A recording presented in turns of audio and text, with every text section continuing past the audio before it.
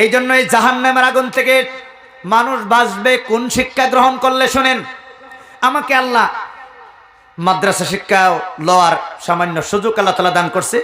General শিক্ষা বর্তমানও আল্লাহ তাবারক তাআলা বর্তমান still now I am studying in the Cotton University. আমি ইউনিভার্সিটিতে পড়তেছি। আমার আল্লাহ একটা সামান্য একটু জ্ঞান দিয়েছে, এই জ্ঞানটা আপনাদের সাথে শেয়ার করতে চাই। কি শেয়ার? যে কোন বিদ্যার দ্বারা মানুষের পার্মানেন্ট শান্তি পাবে আর কোন বিজ্ঞানের দ্বারা মানুষের টেম্পোরারি শান্তি পাবে। দুনিয়ার আধুনিক বিজ্ঞানের দ্বারা মানুষের যত শান্তি পায়, এই শান্তি হলো টেম্পোরারি। আর কোরআনের বিজ্ঞানের দ্বারা মানুষের যে শান্তি পাবে, এই শান্তি হলো আপনার পার্মানেন্ট। বলেন সুবহানাল্লাহ। দুনিয়ার সবচেয়ে বড় আধুনিক বিজ্ঞানের দ্বারা আমরা যে বিলাসিতা অর্জন করতেছি, এই বিলাসিতা করব কতদিন? আপনারা বলেন, শ্বাস আপ ডাউন চলবে যতদিন ততদিন। কতদিন? শ্বাস আপ ডাউন চলবে যতদিন ততদিন। এলইডি লাইট আধুনিক বিজ্ঞানের একটা আবিষ্কার। অন্ধকার দূর করে আলোর ব্যবস্থা করা হয়েছে, খুব ভালো। এয়ার কন্ডিশনার, এসি, গরম দিন ঠান্ডা, ঠান্ডার দিন গরম, অনেক সুযোগ সুবিধা হয়েছে। বাবারা, এই ফ্লাইট বানিয়ে এক দেশের থেকে আরেক দেশে অতি কম সময়ের ভিতরে পৌঁছা যায়, অনেক ফায়দা হয়েছে। এখন আপনারা বলেন, যিনি এলইডি লাইট আবিষ্কার করে অন্ধকার দূর করলো, মারা যাওয়ার পরে ওনার অন্ধকার কবরটা লাইটিং করার জন্য কয়টা এলইডি লাইট লাগানি হয়? কই কই? যে মানুষটা এসি বানায়া দুনিয়া থেকে গেল গা, মরার পরে তার কবর কয়টা এসি লাগাইল আছে বর্তমান? কই? বাবা, যেই গাড়ি দিয়ে আমরা চলি, মারা যাওয়ার পরে জান্নাতে যাবে লেগে কয়টা গাড়ি দিয়ে দেওয়া হয় কবর? কই? তাহলে কি এত বড় ধোকায় আমরা পড়ে আছি? হুশ নাই, মনে করতেছি দুনিয়ায় আসলে সব না। এই physical reality is temporary and non-physical reality is permanent. এই ফিজিক্যাল রিয়েলিটি, বস্তুবাদিতার এই জগৎ তোমার চোখের সামনে আজকে আছে, চোখ বন্ধ করলে সব শেষ। কিন্তু আরেকটা জগৎ আছে, এটা পার্মানেন্ট। এই জগতে যারা সেই পার্মানেন্ট জগতের জন্য কোশিশ করবে, তারাই হলো রিয়েল জ্ঞানী, তারাই হলো গুণী, তারাই হলো আসল চালাক।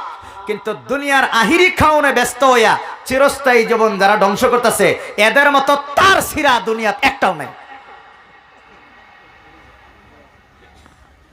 বাবা, কেউ কোনো মানুষ যদি না মরতো, তাহলে আমি বেড়া ওয়াজ করতাম, দূরের কথা আমিও গো বেড়া ক্লাবের মধ্যে নাচলাম হইলে। যদি মানুষ না মরতো, বলেন না, মানুষ না মইরা থাহার কোনো সুযোগ আছে দুনিয়াত? বলেন, কোনো সুযোগ আছে? তাহলে বাবারা একটু ধ্যান করতে হবে।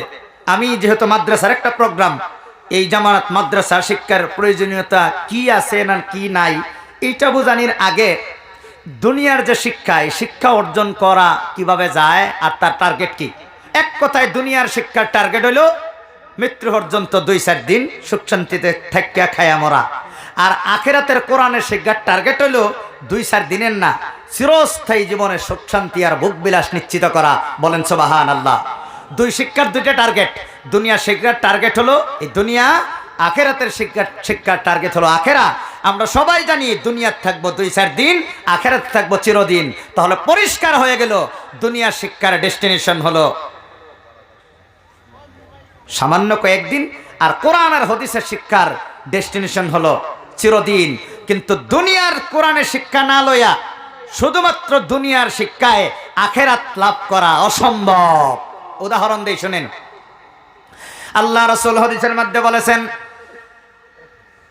খায়রুকুম মান তাআল্লামাল কুরআনা ওয়া আল্লামা। কোরআনের শিক্ষক এবং কোরআনের ছাত্রছাত্রী পৃথিবীর সবচেয়ে ভালো মানুষ। আরেক হাদিসের মধ্যে রাসূল বলেন, লাইসা মিন্না মান লাম ইয়াতাগান্না বিল কুরআন। রাসূল বলেছেন, যারা কোরআনকে যথেষ্ট মনে করে না, তারা আমার উম্মতি না। বলেন, নবী যেই উম্মতরে ডিনাই করতেছে, না করতেছে, এই উম্মতের কপালে জান্নাত না জাহান্নাম? তাহলে নবী যে বলতেছে যে নাকি কোরআনকে যথেষ্ট মনে করবে না, তারা আমার উম্মত না, মানে তাদের ঠিকানা হলো জাহান্নাম। কোরআনকে যথেষ্ট মনে না করলে মানুষ জাহান্নামী হয় কোন কারণে? এই লজিকটা শোনেন বাবা। দুনিয়ার যত শিক্ষা ব্যবস্থা আছে, এইটি অর্জন করার জন্য আল্লাহ তাআলা আমাদেরকে 6টা হাতিয়ার দিয়েছে। বলেন, কয়টা হাতিয়ার?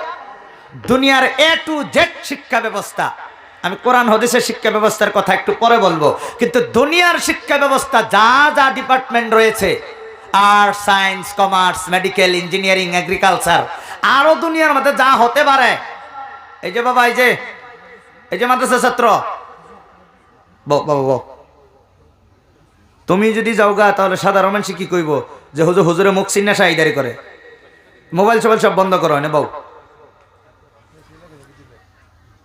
বাবা কি বলতেছিলাম বলেন দেখি, মনোযোগ কার আছে?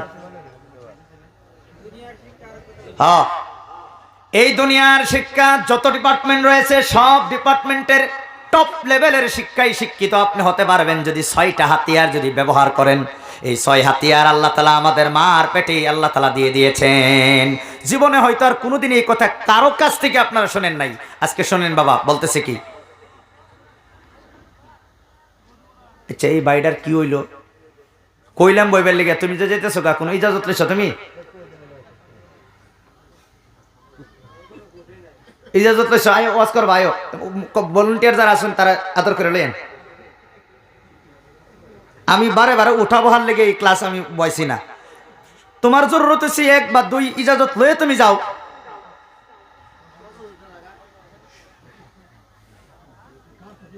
এনারা ইনশাল্লাহ ওনার আদর করে বয়া দিন, না আমি বইতাম।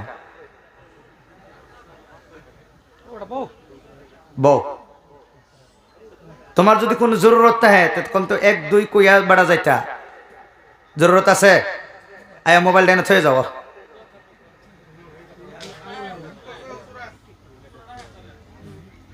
খারাপ লাগে, কারণ আমার এই বাইডা মাদ্রাসাত পড়তেছে, ভবিষ্যতে দিনের কাম করুন লাগবো না নাই কোন? তার যদি মনোযোগ না থাকে কি হইব কোন? সাধারণ মানুষ যারা, তারা তো আলিম না। আমার এই আলিম বাইরা ভবিষ্যতে দিনের কাম করুন লাগবো, এই দরদ আমার ভিতরে আছে। এই জন্য আমার বাইরে অত্যানি জোরাজোরি করলাম। বাবা খারাপ পাই না জানেরা? আমার বাবার, আমার ভাইয়েরা, দুনিয়ার সব শিক্ষা অর্জন করা যায় 6টা হাতিয়ারে। হাতিয়ারগুলো কি শুনেন? 1 নম্বর হলো দৃষ্টি শক্তি, 2 নম্বর হলো শ্রবণ শক্তি, 3 নম্বর হলো স্বাদ শক্তি, 4 নম্বর হলো ঘ্রাণ শক্তি, 5 নম্বর হলো ত্বক শক্তি, 6 নম্বর হলো মেধা শক্তি। এই 6টা হাতিয়ার দিয়ে এই দুনিয়ার যা শিক্ষা আপনি শিখতে চান শিখতে পারবেন। এই ক্ষমতা, ক্যাপাবিলিটি, দক্ষতা, যোগ্যতা আল্লাহ তাআলা মার পেটেই দিয়া আমাদেরকে দিয়ে দিয়েছে। কথা বলেন ঠিক কিনা? বাবা এই মাইকের মিক্সারটা বানানোর জন্য কোরআনের দরকার নাই, 6টা হাতিয়ার হইলেই যথেষ্ট। এই মোবাইলটা বানানোর জন্য কোরআনের দরকার নাই, 6টা হাতিয়ারই যথেষ্ট। এলইডি লাইট বানানোর জন্য কোরআনের দরকার পড়ে না, 6টা হাতিয়ারই যথেষ্ট। দুনিয়ার সবচেয়ে বড় বিজ্ঞানী হতে হইলে কোরআনের দরকার পড়ে না, 6টা হাতিয়ারই যথেষ্ট। পৃথিবীর এই কাপড় বানাইতে হইলে কোরআনের দরকার পড়ে না, 6টা হাতিয়ারই যথেষ্ট। একটা মাইক্রোফোন বানাইতে হইলে কোরআনের দরকার বিলকুল পড়ে না, 6টা হাতিয়ার হইলেই যথেষ্ট। কিন্তু অনেক মানুষ আপনাদেরকে বলে, কি বলে? যে হুজুর মাদ্রাসা পড়িয়া তো ডক্টর ইঞ্জিনিয়ার হওয়া যায় না। কথা ঠিক, মাদ্রাসা পড়িয়া ডক্টর আর ইঞ্জিনিয়ার হওয়ার জন্য মাদ্রাসার সিলেবাস লাগে না, 6টা হাতিয়ার হইলেই যথেষ্ট। 6টা হাতিয়ার লইয়া মেডিকেল কলেজে গিয়া বইলেই তুমি ডক্টর হইতে পারবা। কথা বলেন ঠিক কিনা? বলেন এমন পৃথিবীর লক্ষ লক্ষ ডক্টর আছে না নাই যারা মাদ্রাসাত একদিনও গেছে না কিন্তু ডক্টর হয়েছে না নাই? তাহলে আপনারা কি মনে করেন, ডক্টর হওয়ার জন্য কোরআনের দরকার না 6টা হাতিয়ারই যথেষ্ট? বলেন বিজ্ঞানী হওয়ার জন্য কোরআনের দরকার না 6টা হাতিয়ারই যথেষ্ট? এই যারাও করে না। আরে বেটা সাইকেল মেকার হওয়ার জন্য কোরআনের দরকার না 6টা হাতিয়ারই যথেষ্ট? হাতিয়ারের দরকার। তাহলে কোরআনের দিকে যে আমরা খালি খুসা দেই, কোরআন বললে তো ইঞ্জিনিয়ার হওয়া যায় না। এই বেটা তার সিরা, কোরআন বললে ইঞ্জিনিয়ার হওয়া যদি যাইতো তাহলে তোমার ইঞ্জিনিয়ারিং কলেজে একটা মুফতি বানাইয়া দেও, আমি মাদ্রাসার মধ্যে 1000 ডক্টর বানাইয়া দেব।